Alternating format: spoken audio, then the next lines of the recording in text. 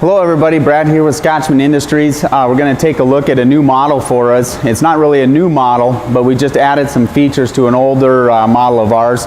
This is the new 5014 electric turret machine. We call it the ET for electric turret. That means it's got an electric valving system versus our old style had a mechanical valving system where you stepped on a mechanical foot pedal to actuate the valve. This new system with the electric valve, you now gain electric stroke control in the rear of the machine. You have electric controls in the front, and you've got an electric foot pedal. Makes the machine a little bit quicker and much more accurate, especially when you're doing secondary tooling operations such as on a press brake. We're going to go ahead and fire the machine up, go through it. Most of the other stuff is pretty much the same, but I'll give you a quick demo on the machine. It's a 50-ton machine, which will do is a good half-inch plate and under machine. It's going to punch an 1.25 inch hole in half-inch plate.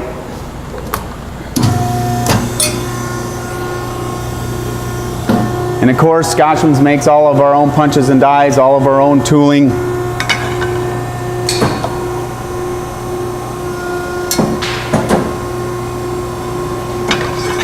Okay. Now with our turret model, of course, you've got 3 punch stations.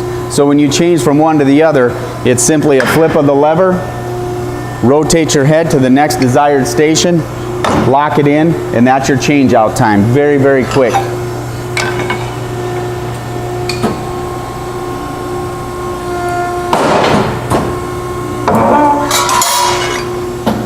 There's an oval hole. Of course, we do rounds, ovals, squares, slots, any kind of hole that you need to put in your plate. If we don't have it in our brochure, give us a call and we'll make it for you.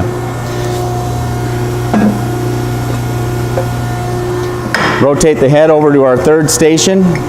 This is a popular punch and die set for us. It's called a corner turning punch and die. It's just made to radius off the edges of your metal so you're not standing in front of a belt sander all day.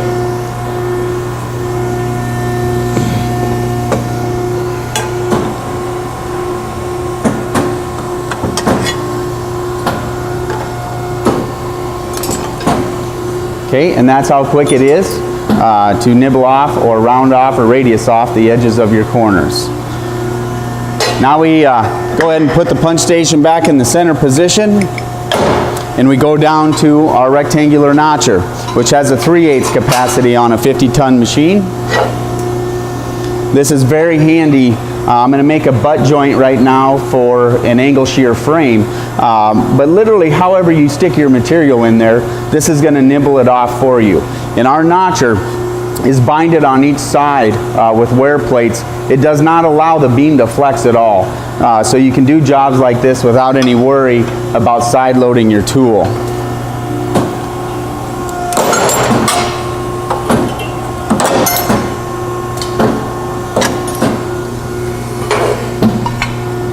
Okay, and there's your butt joint. That's a popular fabrication option for a lot of people making frames. Okay, but however you stick your material in there, it will nibble it off. If you need to trim edges, cut a certain angle, you can do those operations with this notcher without worrying about side loading it. Of course, when you're not using it, flip down your guard. We're going to come back to the middle section of the machine. One flip of the switch. Now we're working on the angle shear. The angle shears come standard with every machine. This particular angle shear is a 4x4 by 3/8 capacity on a 50-ton machine. It is a slug style angle shear.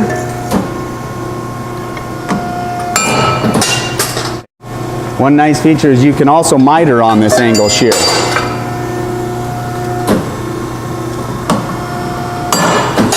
Okay, you've got a 45-degree edge. This is another way to make a box frame if you don't want to use your notcher.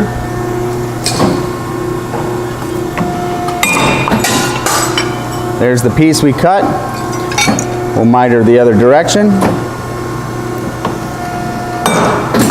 And if you're welding a frame together, that's about as pretty as it gets, as quick as it gets. Now keep in mind, this tooling area is kind of sets Scotchman's alone from all the rest in the industry. We have the largest open tool cavity of any iron worker in the world. We're going to come back to this area later to go over some of our optional tooling that can also be put in this area. Down to our flat bar shear, we have a 14-inch flat bar shear, which is good for 3/4 by 4 out to 1/4 by 14.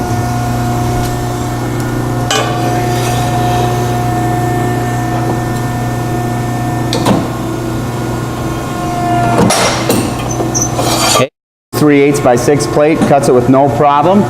Keep in mind that you can get an optional shearing table that has a squaring arm and a set of jigs on it for 45 left and 45 right. We also got back gauges for these machines that you can put on if you're making a bunch of the same plates that need to be the same length. You can push it right up to that back gauge. But you can also lock it down any degree you want.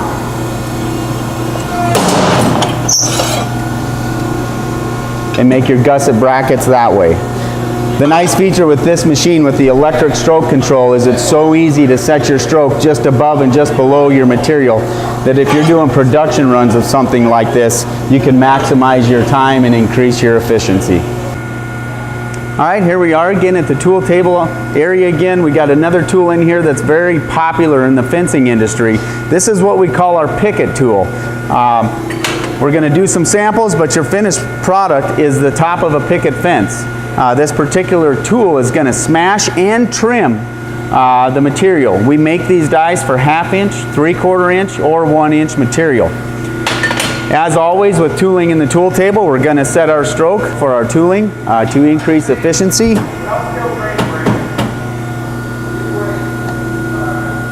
And again with the 50-ton, that's how quick it is. We're going to go ahead and stick our material in till it hits the backstop. Cycle the machine, and there is your picket. Quick as that. Again, 1/2, 3/4, and 1 inch material. We stock these dies.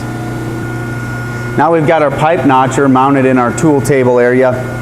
All of our pipe notchers can be used in the tool table area as well as the punch station, but we do have an area sectioned off on our tool table that is milled out in the bed for the slugs to go. So it's very handy. The majority of our customers do use it in the tool table area. I've changed it out. Again, 2 bolts to take the angle shear off, 2 bolts to mount the pipe notcher. It's as quick as that, quicker than anybody in the industry. I'm going to go ahead and set the stroke on my machine to maximize my efficiency. It's as simple as taking your pipe, and keep in mind on the pipe notcher we have standard dies from 3/4 of an inch up to 2 inch. We can go larger than that. Just give us a call and we can custom build them for you. But we always have 3/4 through 2 inch on the shelf. Simply rotate your machine or cycle your machine, rotate your part, line up the notched edges with the lines.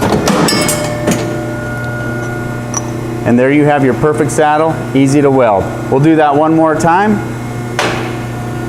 Material in. Cycle the machine, rotate, cycle the machine, and there's your saddle.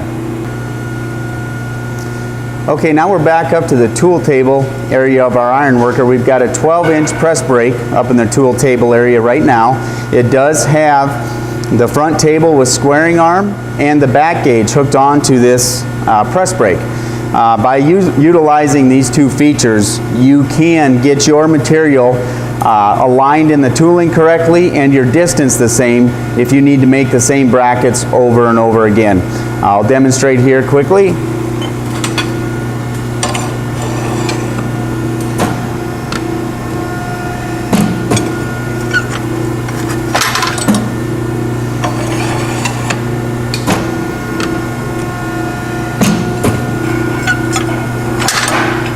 Now if we want to make that same bracket again, combined with our electric stroke control, keep everything the same.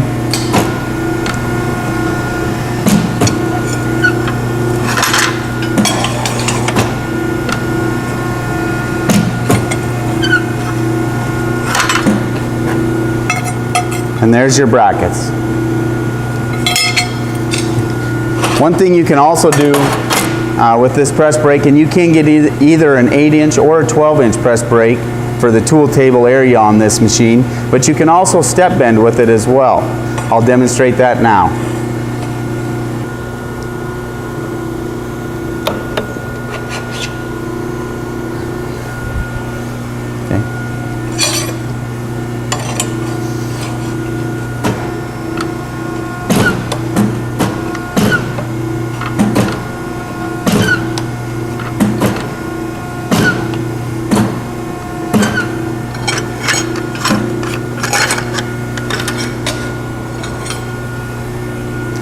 and that's what you can achieve while step bending. Thanks for watching. If you have any questions, give us a call at 800-843-8844 or go to our website, www.scotchmans.com.